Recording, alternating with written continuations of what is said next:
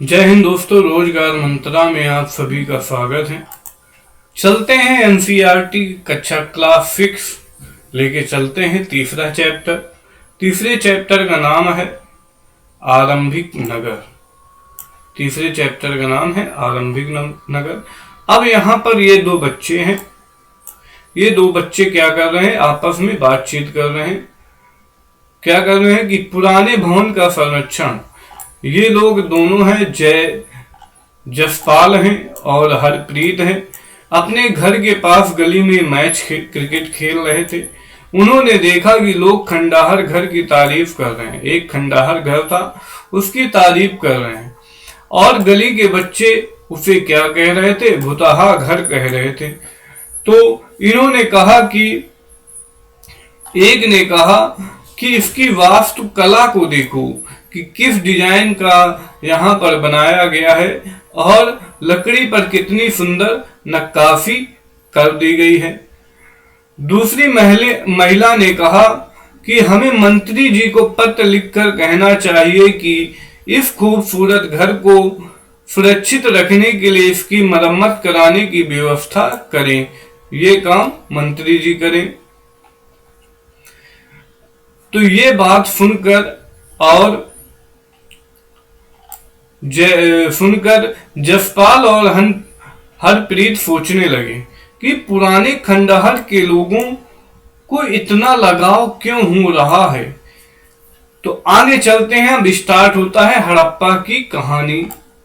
हड़प्पा की कहानी अक्सर पुरानी इमारत अपनी कहानी बताती है। लगभग 150 साल पहले जब पंजाब में पहली बार रेलवे लाइन बिछा रही थी। यही तो इम्पोर्टेंट है कि सबसे पहले हड़प्पा स्थल कहाँ खोजा गया था? तो पंजाब में खोजा गया था। तो इस काम में जुटे इंजीनियरों को अचानक हड़प्पा पूरा स्थल मिला, जो आधुनिक वर्तमान समय में कहाँ है? वो पंजाब पाकिस्तान में है। उन्होंने सोचा कि एक ऐसा खंडहर है जहां से अच्छी ईंटें मिल जाएंगी। क्या मिल जाएंगी? ईंटें मिल जाएंगी। तो उसको निकालकर और इन्होंने खंडहर की हजारों ईंटें उखाड़ ले आए और उन्होंने रेलवे लाइन पर बिछा दी। इससे कई इमारतें पूरी तरह नष्ट हो गई हड़प्पा सभ्यता की। इसके बाद लगभग 80 साल पहले पुरातत्वविदों ने इस स्थल को ढूंढा और तब पता चला कि यह खंडहर उपमहाद्वीप के सबसे पुराने शहरों में से एक है। चूंकि इस नगर की खोज सबसे पहले हुई थी, इसलिए बाद में मिलने वाले इस तरह के सभी पुराने स्थलों को जो इमारतों और चीजें मिली, उन्हें हड़प्पा सभ्यता की इमारतें कहा गया। और इन शहरों का निर्माण लगभग कब हुआ था? 4700 साल पहले हुआ था। आगे चलते हैं। और प्रायः पुरानी इमारतों को तोड़कर उनकी जगह नए भवन बनाए जाते हैं। क्या तुम्हें लगता है कि पुरानी इमारतों को सुरक्षित रखना चाहिए? इन नगरों की विशेषता क्या थी? इन नगरों में कई दो या उससे ज्यादा हिस्सों में विभाजित किया गया था। ये इंपॉर्टेंट पॉइंट है कि जितने भी हड़प्पा सभ्यता के स्थल थे, एक नगर को छोड़कर, वो आगे बताएंगे, सभी में कितने थे? 2 भागों में विभाजित किया गया था। प्रायः पश्चिमी भाग छोटा होता था और उसे ऊंचाई पर बनाया जाता था। और पूर्वी हिस्सा कैसा होता था? पूर्वी हिस्सा बड़ा होता था और निचले इलाके में बनाया जाता था। ऊंचाई वाले भागों को पुरातत्वविदों ने नगर दुर्ग कहा है और निचले वाले हिस्से को नगर कहा है। नगर दुर्ग मतलब यहाँ राजा रहते थे और नगर में प्रजा रहती थी। दोनों हिस्सों कि 4 दीवारियों पक्की ईंटों की बनाई जाती थी। इसकी ईंटें इतनी अच्छी पकी थी कि हजारों साल बाद आज तक भी इनकी दीवारें खड़ी रही। दीवारें बनने के लिए ईंटों की कई चिनाई इस तरह करते थे कि दीवारें खूब मजबूत रहें। ये नगर आधुनिक पाकिस्तान, पंजाब, सिंध प्रांत, भारत में कहाँ है? गुजरात, राजस्थान और हरियाणा और पंजाब प्रांतों में मिले हैं। जहां जहां पर खुदाई हुई है, इन सभी स्थलों में पुरातत्वविदों की अनेकी वस्तुएं मिली हैं, जैसे मिट्टी के लाल बर्तन जिन पर काले रंग के चित्र बने थे, पत्थर के बाट, मोहर, मनके, तांबे के उपकरण और पत्थर के लंबे ब्लेड मिले हैं। आगे चलते हैं, ये देखते हैं। ये चित्र बना हुआ है झेलम नदी, चिनाव नदी, रावी नदी। रावी नदी पर ही हड़प्पा सभ्यता मिला है। फिर राखी गढ़ी है, कालीबंगा है। सिंधु नदी पर ही क्या है? गावेरी वाला है। मोहनजोदड़ो है सिंधु नदी पर, और चंदहुदड़ो है, और फुदका को है, धौलावीरी है, और फुर कोगदा है, और लोथल। ये सब समुद्री अरब सागर के पास पाए गए हैं। तो चलते हैं, कुछ नगरों को नगर दुर्ग में कुछ खास इमारतें बनाई गई थी। मिसाल के तौर पर मोहनजोदड़ो में खास तालाब बनाया गया था। ये इंपॉर्टेंट पॉइंट है कि मोहनजोदड़ो पर क्या मिला है? स्नानागार, जिसे बोलते हैं खास तालाब। क्या मिला है? स्नानागार है। और ये महान स्नानागार कहा, जिसे पुरातत्वविदों ने महान स्नानागार कहा है। तो ये कहां से मिला है? मोहनजोदड़ो से मिला है। इस तालाब को बनाने में ईंट और प्लास्टर का इस्तेमाल किया गया था। इसमें पानी का रिसाव रोकने के लिए प्लास्टर के ऊपर चारकोल की परत चढ़ाई गई थी। इस सरोवर की 2 तरफ से उतरने वाली सीढ़ियां बनाई गई थी और चारों ओर कमरे बनाए गए थे। चारों ओर कमरे इसलिए बनाए गए थे कि लोग नहाएंगे और कपड़े अपने बदलेंगे। उनमें से भरने के लिए पानी कुएं से निकाला जाता था।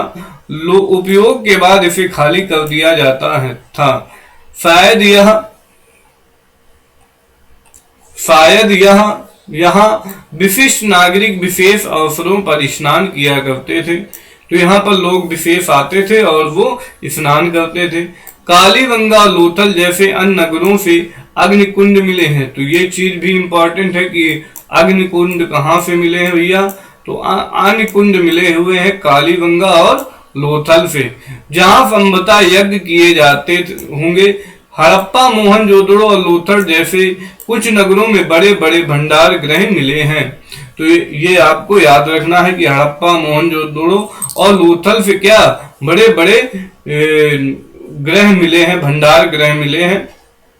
आगे चलते हैं, ये देखें, ये है, आपको दिख रहा होगा कि कौन क्या चीज है? ये स्नानागार है महानोए। कहाँ से मिला है? मोहनजोदड़ो से मिला है। यहाँ पर देखेंगे, देखो, एक इस तरफ से सीढ़ी है और एक इस तरफ से सीढ़ी बनी हुई है, और ये बगल में कमरे बने हुए, ये कमरे बने हुए हैं, ठीक है। और यहाँ पर पानी भरा जाता है, लोग स्नान करते थे, और नीचे तक सीढ़ियां आती हैं बिल्कुल। आगे चलते हैं, भवन, नाले और सड़क, इनके बारे में। तो ये देखे, आप देखते हैं कि ये हड़प्पा नगरों की ईंटों की चिनाई है, मतलब इस टाइप के बनाए जाते थे हड़प्पा सभ्यता के। इन नगरों के घर आमतौर पर 1 या 2 मंजिला होते थे। घर के आंगन में चारों ओर कमरे बनाए जाते थे। अधिकांश घरों में एक अलग स्नान घर होता था और कुछ घरों में कुएं भी होते थे।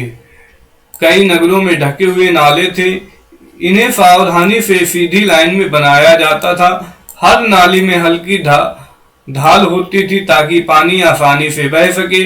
अक्सर घरों की नालियां को सड़कों की नालियों से जोड़ दिया जाता था, जो बाद में बड़े नाले में मिल जाती थी। नालों के ढके होने के कारण इसमें जगह जगह पर मेन होल बनाए गए थे, जिनके जरिए इनकी देखभाल और सफाई की जा सके। घर, नाले और सड़कों का निर्माण योजनाबद्ध तरीके से एक साथ ही किया जाता था। तो यहाँ पर नालियां भी बनाई जाती थी और हल्की ढालू नालियां होती थी और बंद नालियां होती थी, तो वहां पर बाईपास लगा दिया जाता है कि सफाई वगैरह कर सके। यहाँ पर वर्णित घरों और पिछले अध्याय में वर्णित घरों में तुम्हें अंतर दिखाई देगा। चैप्टर 2 देख चुके हैं, वहां पर अंतर दिख रहा है, ये घर अलग है, वो घर अलग है। आगे चलते हैं, गांव का जीवन हो गया और नगरीय जीवन हड़प्पा सभ्यता का।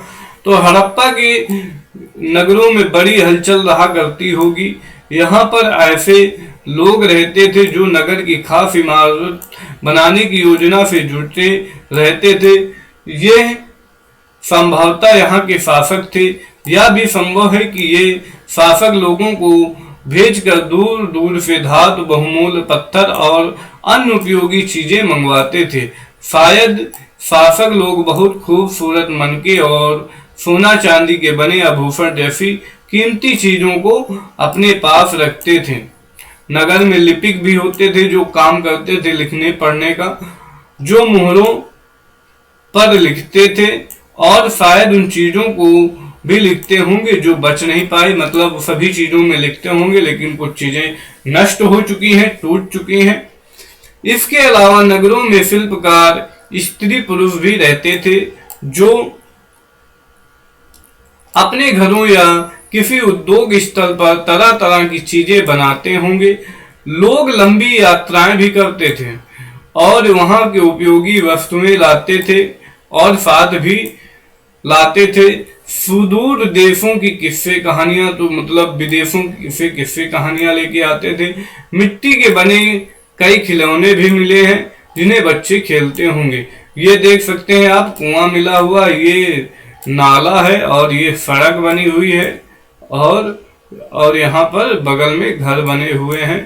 ये घर बने हुए हैं, नाला नीचे है, सड़क भी नीचे है। नगर में रहने वाले लोगों की एक सूची बनाई। इनमें मेहरगढ़ जैसे गांवों में रहते थे लोग। सबसे ऊपर क्या है, मोहनजोदड़ो की एक सड़क और उसमें बना नाला है। ऊपर कुआं है, बाईं ओर नीचे हड़प्पा की एक मोहर है, ये मोहर है और मोहर के ऊपर चिन्ह एक खास लिप में है। तो ये देखो लिप में लिखा हुआ है, अभी तक इसको कोई पढ़ नहीं पाया है। और ये मिट्टी के खिलौने हैं, ये जो मिट्टी के खिलौने हुए हैं यही चीज इसमें लिखा है। आगे चलते हैं, नगद और नए शिल्प। तो नगद और नए शिल्प में क्या होता है कि पुरातत्व चीजें वहां से मिली, उनमें अधिकतर पत्थर, शंख, तांबे, कांसे और सोना चांदी जैसे धातुओं से बनाई गई थी। तांबे और कांसे के औजार, हथियार, गहने और बर्तन बनाए जाते थे। सोना चांदी से गहने और बर्तन बनाए जाते थे। यहाँ सबसे मिली आकर्षण वस्तुएं मनकी, बांट और फलक हैं। तो ये देखो, ये बांट है, पत्थर के बांट देखो। यहाँ पर आपको क्या चर्ट पत्थर से बनाया जाता था इन बाटों को। इन्हें शायद बहुमूल्य पत्थर की धातुओं को तौलने के लिए बनाया गया होगा। मध्य में बाएं मनके, इनमें से कई कालियन पत्थर से बनाए गए थे। पत्थरों को काट और तराश कर इनके मनके बनाए गए थे। इसके बीच छेद किए गए थे ताकि धागा डालकर इन्हें माली बना पाए।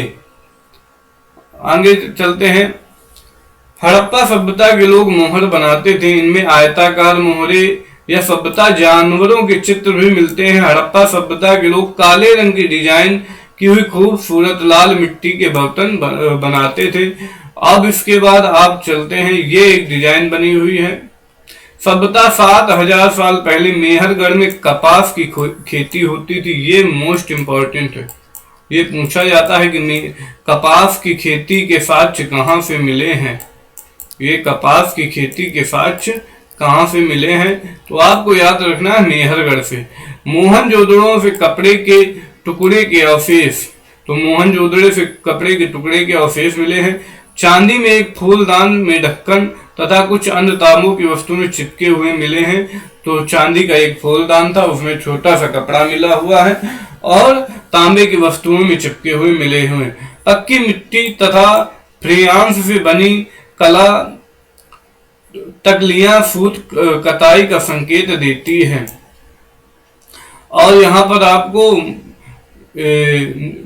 कढ़ाईदार वस्त्र मिले। एक महत्वपूर्ण व्यक्ति की पत्थर की बनी मूर्ति जो मोहनजोदड़ो से मिली है। तो पत्थर की मूर्ति कहाँ से मिली है?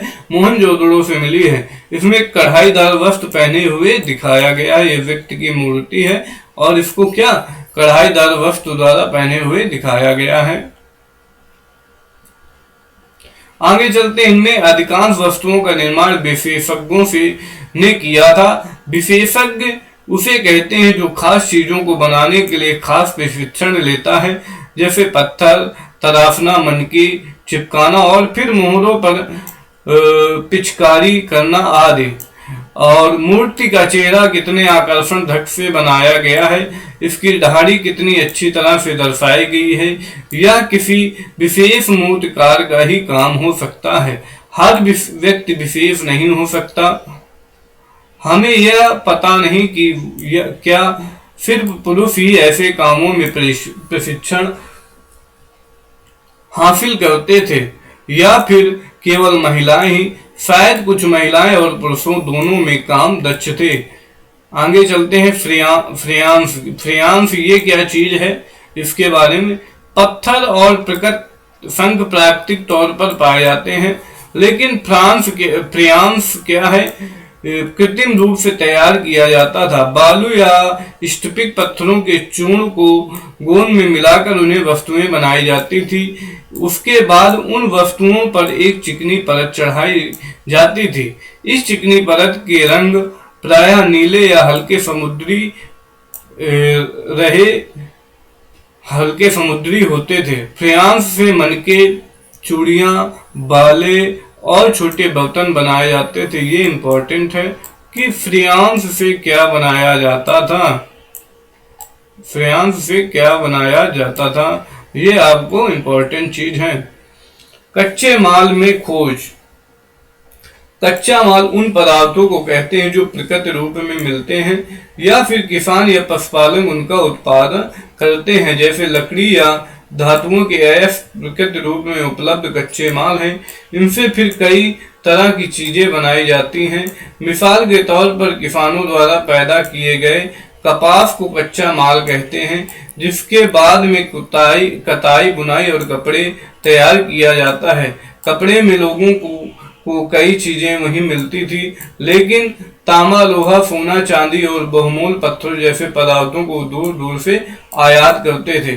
तो जो बहुमूल्य वस्तुएं थी, हड़प्पा के जो शासक हुआ करते थे वो बाहर से मंगाते थे, दूर दूर से आयात किया करते थे।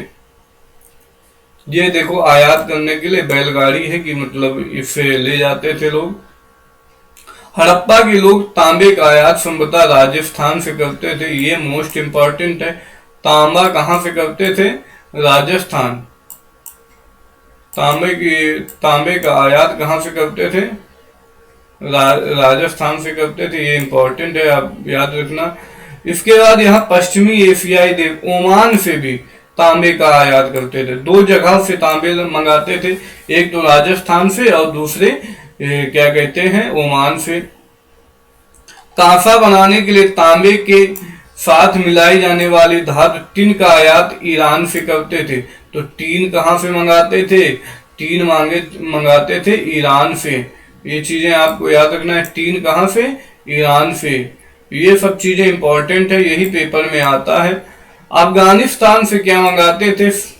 और ईरान तथा अफगानिस्तान से क्या मंगाया जाता था? टीन मंगाया जाता। सोने का आयात कहाँ से किया जाता था? कर्नाटक से। सोने का आयात कहाँ से किया जाता था? कर्नाटक से। और बहुमूल्य पत्थर का आयात गुजरात और ईरान और अफगानिस्तान से किया जाता था।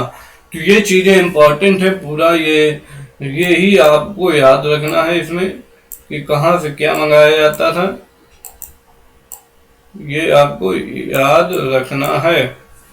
इसके बाद चीजों को एक जगह से दूसरी जगह कैसे ले जाते थे, आपको चित्र में देख सकते हैं। एक खिलौना है जो दूसरी तरफ मोहर लगी हुई है।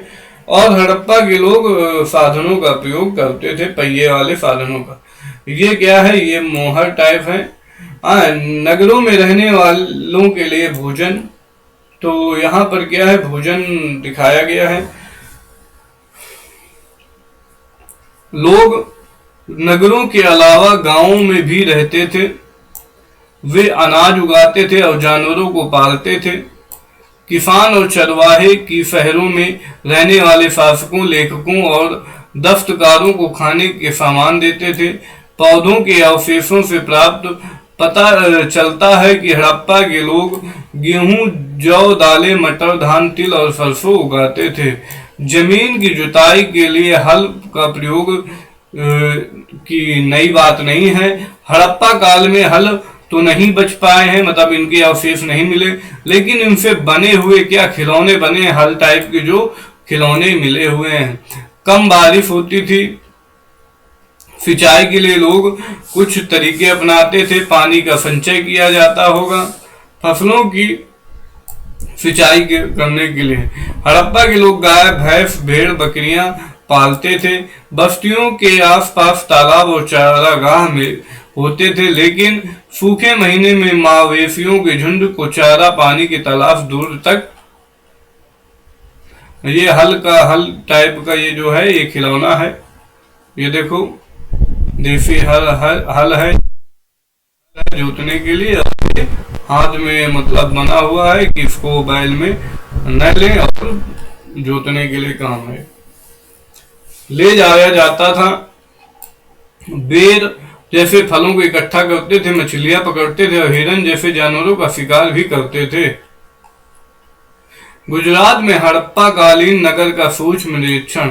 कच्छ के इलाके में खादिर बेट के किनारे धौला वीरा नगर बसा है। यही इंपॉर्टेंट है और ये सभी नगरों को 2 भागों में बांटा गया है, लेकिन धौला वीरा को 3 भागों में बांटा गया है। कितने भागों में? यहाँ साफ पानी मिलता था और जमीन उपजाऊ थी। जहाँ हड़प्पा सभ्यता के कई नगरों को 2 भागों में विभाजित करते हैं, लेकिन धौला वीरा नगर को 3 भागों में विभाजित किया गया है। इसके हर हिस्से में 4 जैसी ऊंची ऊंची दीवारें बनाई गई थी। चारों की तरफ क्या पत्थर, चारों तरफ ऊंची ऊंची दीवारें बनाई गई थी चारों तरफ। इसके अंदर जाने के लिए बड़े बड़े प्रवेश द्वार थे। इस नगर में एक खुला मैदान भी था जहां सार्वजनिक कार्यक्रम आयोजित किए जाते थे। यहाँ मिलने कुछ अवशेषों से हड़प्पा लिपि के बड़े बड़े अक्षरों के पत्थर में खुदा पाया गया है। इन अभिलेखों को संभवतः लकड़ी से जड़ा गया था। यह एक अनोखा अवशेष है। आमतौर पर हड़प्पा के लेख मोहर जैसी छोटी वस्तुओं में पाई जाती है। सभी जगह हड़प्पा के जो छोटी मोहरों पर पाए जाते हैं और लिखे हुए, लेकिन यहाँ पर लकड़ी के बड़े बड़े पत्थरों या उसमें लिखा हुआ पाया गया था। आगे चलते हैं। गुजरात की खंभात की खाड़ी में मिलने वाला साबरमती की उप नदी के किनारे बसा लोथल नगर ऐसे स्थान पर बसा है जहां कीमती पत्थर जैसे कच्चा माल आसानी से मिल जाता था। यह पत्थरों, शंखों और धातुओं से बनी चीजों का एक महत्वपूर्ण केंद्र था। तो कहाँ गुजरात में पाया जाता था बहुमूल्य पत्थर और शंख वगैरह। इस नगर में एक भंडार गृह भी था। इस भंडार गृह की कई मोहरों और मुद्रा कन या मोहर बंदी गीली मिट्टी के दबाने पर बनी ऊपर छाप मिले हैं। तो ये इंपॉर्टेंट है, आपको लोथल याद रखना है कि लोथल में क्या है। लोथल से जो बनने वाला क्वेश्चन है वो बताते हैं क्या है। ये बनता है कि लोथल क्या है। लोथल एक बंदरगाह है। यहाँ बड़ा तालाब लोथल का बंदरगाह रहा होगा। यहाँ जहाँ समुद्र के रास्ते आने वाली नावें रुकती थी, संभवतः यहाँ पर माल चढ़ाया या उतारा जाता होगा। ये है लोथल का बंदरगाह, ये चित्र में दिख रहा है और यहीं पर नाव आकर रुकती होंगी।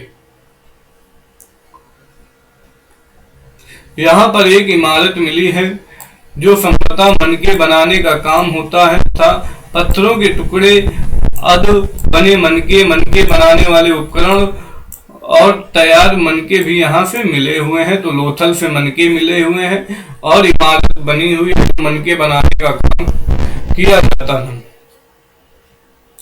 मुद्रा और या मोहर या मुद्रांकन या मोहर बंदी क्या चीज है? तो मोहरों का उपयोग सामान से भरे उन डिब्बों थैलों को चिन्हित करने के लिए किया जाता था जो एक जगह से दूसरी जगह भेजी जाती थी। थैले को बंद करने के बाद उन्हें मुहाने पर गीली मिट्टी पोत कर उन पर मोहर लगाई जाती थी। मोहर की छाप को मोहर बंदी कहते हैं। अगर आप छाप टूटी हुई नहीं होती तो यह साबित हो जाता कि सामान के साथ छेड़खानी नहीं हुई है।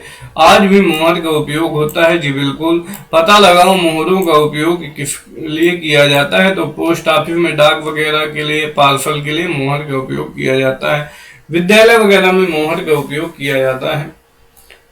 सभ्यता के अंत का रहस्य। सभ्यता क्यों, मतलब ये हड़प्पा सभ्यता थी, क्यों नष्ट हो गई? तो इसके बारे में लगभग 3900 साल पहले एक बड़ा बदलाव देखने को मिलता है।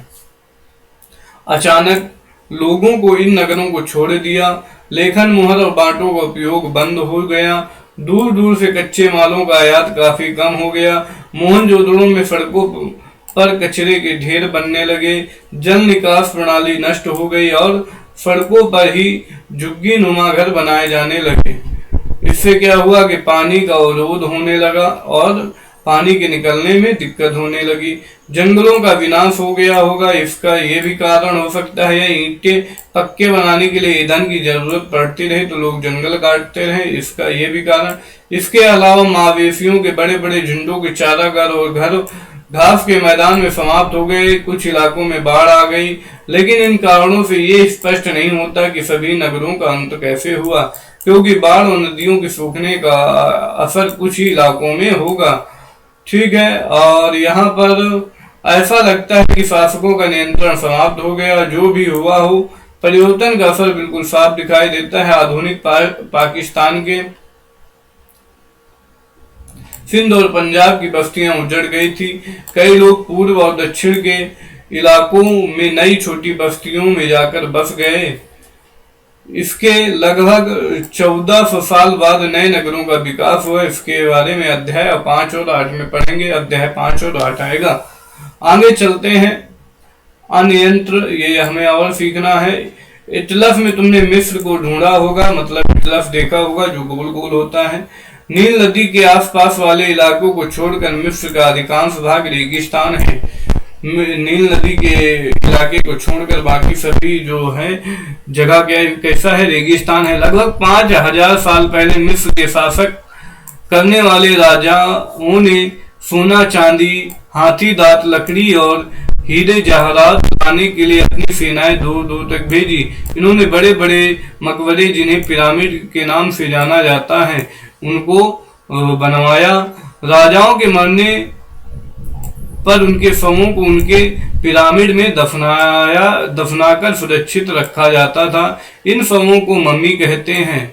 इन शवों के साथ उनकी अनेक चीजें दफनाई जाती थी। उनमें से खाद्यान्न, पेन, वस्त्र, गहने, बर्तन, खाद्य, वाद्य यंत्र, हथियार और जानवर शामिल हैं। कभी कभी शव के साथ उनके सेवक और सेविकाएं को भी दफना दिया जाता था। दुनिया के इतिहास में शवों को दफनाने की परंपरा को देखते हुए मिस्र में सबसे ज्यादा धन दौलत खर्च किया जाता था। ये मिस्र के पिरामिड हैं जो दिखाया गया, इसके अंदर लोगों को दफनाया गया है। अब यहाँ पर हम देख उपयोगी शब्द है। नगर है, नगर दुर्ग है, शासक है, लिपिक है, मोहर है और शिल्पकार है, धातु है, विशेषज्ञ है, कच्चा माल है, हल है और सिंचाई है। इनको फिनोमित मिलाना है। तांबा कहाँ से मिलता था? तो तांबा आपको बताना है। सोना कहाँ से? तो सोना कहाँ से? टीन और बहुमूल पत्थर।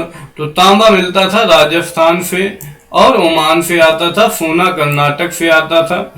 टीन कहाँ से आता था? टीन अफगानिस्तान से आता था और ईरान से भी आता था। बहुमूल पत्थर गुजरात से आते थे। तो ये आपको मिलाना था। बाकी मिट्टी, पकी मिट्टी को क्या कहते थे? टेराकोटा कहते थे। ये दूसरे चैप्टर में हम पढ़ चुके हैं। मेहरगढ़ में कपास की खेती के साक्ष्य कब मिले हैं? लगभग 7000 साल पहले। नगर का आरंभ कब हुआ था? 4700 साल पहले। हड़प्पा के नगरों का अंत की शुरुआत कब हुई? 3900 साल पहले। अन्य नगरों का विकास लगभग 2500 साल पहले हुआ था। ठीक है, तो लगभग ये चैप्टर होता है यहीं पर समाप्त। मिलते हैं अगले चैप्टर पर। जय हिंद, जय भारत। वीडियो अगर आपको पसंद आता है तो वीडियो को लाइक कर दें और अपने दोस्तों को शेयर कर दें। जय हिंद, जय भारत।